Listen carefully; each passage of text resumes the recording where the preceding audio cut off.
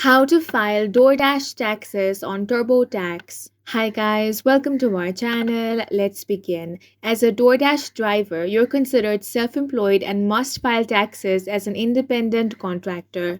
The first thing you want to do is gather your documents, then log into TurboTax account. Now click on Start a New Return, then enter all of your personal details. After that, go to Federal Taxes and select Income and Expenses. Then you want to find Self-Employment Income and click on Start or Edit. Now select Add Income, then enter your 1099 NEC, 1099K and cash/non-1099 income. After that, deduct your business expenses.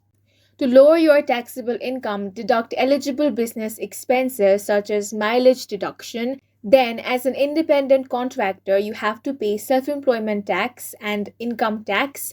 Then, TurboTax will check for errors and missing deductions. Choose e-file for fastest refund, and that's it for this video. If you found it helpful, please make sure to hit the like button and subscribe for more videos like this.